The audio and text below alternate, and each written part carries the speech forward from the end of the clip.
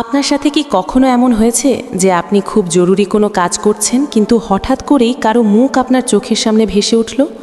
কোনো কারণ নেই, কোনো যোগাযোগ নেই, এমনকি আপনি তাকে নিয়ে ভাবার কোনো প্রস্তুতিও নেননি, অথচ সেই মানুষটা আপনার মনের ভেতর জেঁকে বসে আছে। আপনি হয়তো অনেক চেষ্টা করছেন তাকে মন থেকে সরিয়ে দিতে, কিন্তু যত বেশি ভুলে থাকতে চাইছেন ঠিক তত বেশি তার কথা আপনার মনে পড়ছে। কেন এমন হয়? এটা কি শুধুই আপনার একতরফা টান, নাকি এর আড়ালে লুকিয়ে আছে অন্য কোনো রহস্য?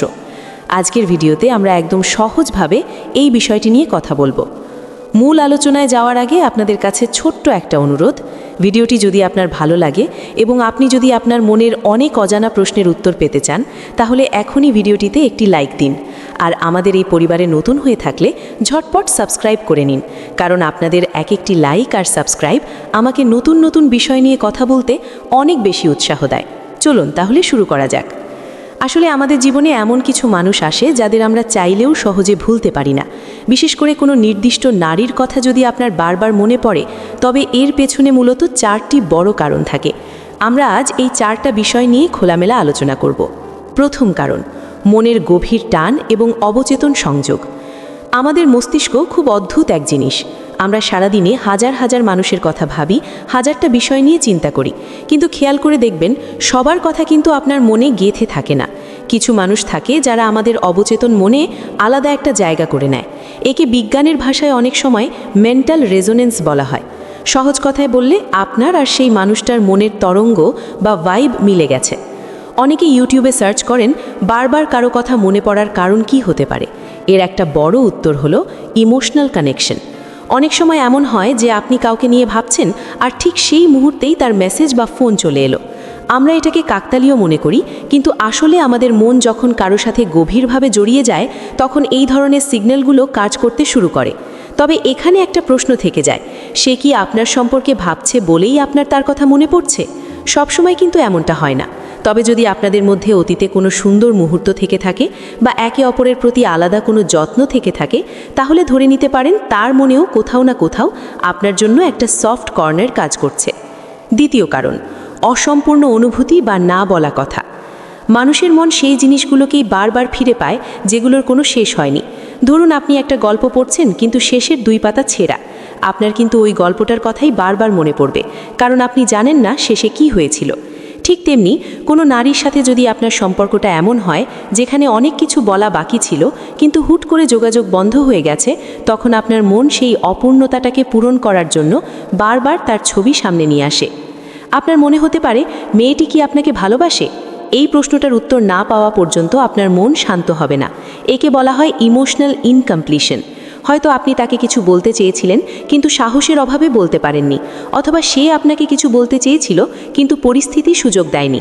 এই যে এক ধরনের অপেক্ষা বা অপূর্ণতা, এটাই আপনার মনের ভেতর একটা লুপ বা চক্র তৈরি করে, যার কারণে আপনি বারবার তার চিন্তার সাগরে ডুবে যান। আপনার মস্তিষ্ক বারবার সেই পুরনো মুহূর্তগুলোকে আপনার সামনে এনে হাজির করে, যাতে আপনি সেটার একটা সমাধান খুঁজে পান। তৃতীয় কারণ, কল্পনা এবং মনের অভ্যাস। আমরা অনেক সময় বাস্তবে যা পাই না, কল্পনা দিয়ে তা পূরণ করার চেষ্টা করি। ধরুন আপনি কোনো নারীকে পছন্দ করেন, কিন্তু তার সাথে আপনার তেমন কোনো গভীর কথা হয়নি। এখন আপনার মন কি করবে? সে নিজের মতো করে একটা কাল্পনিক জগৎ বানিয়ে নেবে। আপনি একা বসে হয়তো ভাবছেন তার সাথে ঘুরতে যাওয়ার কথা, আড্ডা দেওয়ার কথা বা সুন্দর কোনো ভবিষ্যতের কথা। এই কল্পনাগুলো যখন নিয়মিত হতে থাকে, তখন আমাদের মস্তিষ্ক এটাকে একটা অভ্যাস বানিয়ে ফেলে। একে বিজ্ঞানের ভাষায় অনেক সময় মেন্টাল লুপিং বলা হয়। আপনি যত বেশি তাকে নিয়ে কল্পনা করবেন, আপনার মস্তিষ্ক তাকে তত বেশি গুরুত্বপূর্ণ হিসেবে চিহ্নিত করবে। তখন আপনি কাজ করুন বা ঘুমানোর চেষ্টা করুন, সেই মানুষটার কথা আপনার মাথায় আসবেই। এখানে একটা বিষয় মাথায় রাখা খুব জরুরি, বাস্তব আর কল্পনাকে গুলিয়ে ফেললে চলবে না। অনেক সময় আমরা কোনো নারীর সাধারণ একটা হাসি বা সাধারণ একটা ভালো ব্যবহারকে অনেক বড় কিছু ভেবে বসি। এটাকে বলে কনফার্মেশন বায়াস, অর্থাৎ আমরা যা বিশ্বাস করতে চাই, আমাদের মন সব কিছুতেই সেই বিশ্বাসের প্রমাণ খুঁজতে থাকে।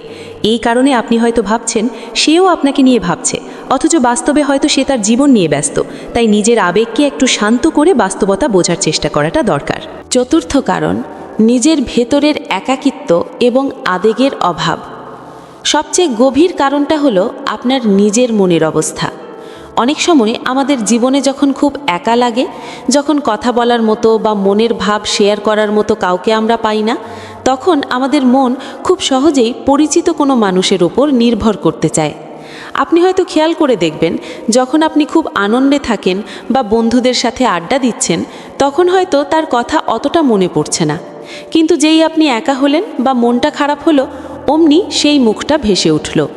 এর মানে হলো আপনি আসলে তাকে মিস করছেন না, বরং আপনার জীবনের যে শূন্যতা বা একাকিত্ব আছে সেটা পূরণ করার জন্য আপনার মন তাকে একটা ঢাল হিসেবে ব্যবহার করছে। আপনি সেই মানুষটার মাধ্যমে নিজের আবেগের চাহিদা মেটাতে চাইছেন। এটা দোষের কিছু নয়, এটা মানুষের স্বভাব। কিন্তু এটা বুঝতে পারাটা খুব জরুরি যে আপনি কি সত্যিই তাকে ভালোবাসেন, নাকি আপনি শুধু একা বলে তাকে আঁকড়ে ধরে আছেন। যখন আপনি নিজের জীবনকে ভালোবাসতে শিখবেন, নিজের শখ পূরণ করবেন বা পরিবারের সাথে ভালো সময় কাটাবেন, তখন দেখবেন এই ধরনের অবসেশন বা বারবার মনে পড়ার ব্যাপারটা অনেকটা কমে গেছে। উপসংহার: বন্ধুরা, বারবার কারো কথা মনে পড়া মানেই যে সেটা ভালোবাসা, তা কিন্তু সবসময় ঠিক নয়। এর পেছনে যেমন গভীর মানসিক টান থাকতে পারে, তেমনি আপনার নিজের একাকিত্ব বা অপূর্ণতাও দায়ী হতে পারে। তাই নিজেকে একটু সময় দিন, বোঝার চেষ্টা করুন আপনার এই অনুভূতির উৎস কোথায়। আবেগের বশে কোনো ভুল সিদ্ধান্ত নেওয়ার আগে নিজেকে প্রশ্ন করুন, আপনি কি তাকে চান, নাকি আপনি শুধু তার স্মৃতিতে আটকে আছেন। মনে রাখবেন, নিজের মনকে নিয়ন্ত্রণ করতে পারাটাই হলো সবচেয়ে বড় শক্তি। আর আপনি যদি নিজেকে ঠিকঠাক বুঝতে পারেন, তাহলে জীবনের কোনো সিদ্ধান্তেই আপনি ঠকবেন না। আশা করি আজকের এই আলোচনা থেকে আপনি আপনার মনের অনেকগুলো প্রশ্নের উত্তর পেয়েছেন। ভিডিওটি যদি আপনার একটুও উপকারে আসে, তাহলে লাইক দিতে ভুলবেন না। আপনার বন্ধুদের সাথেও শেয়ার করতে পারেন, হয়তো তারাও এমন কোনো দোটানায় ভুগছে। আর আপনার মনের কথাগুলো আমাকে কমেন্ট করে অবশ্যই জানাবেন। আমি প্রতিটি কমেন্ট পড়ার চেষ্টা করি। সবশেষে একটি কথাই বলবো, নিজেকে ভালোবাসুন এবং সচেতন থাকুন। এমন আরও অনেক ভিডিও নিয়মিত পেতে আমাদের চ্যানেলটি সাবস্ক্রাইব করে রাখুন। আজকের মতো এখানেই বিদায় নিচ্ছি। দেখা হবে পরবর্তী ভিডিওতে। ততক্ষণ পর্যন্ত সবাই ভালো থাকুন, সুস্থ থাকুন। ধন্যবাদ।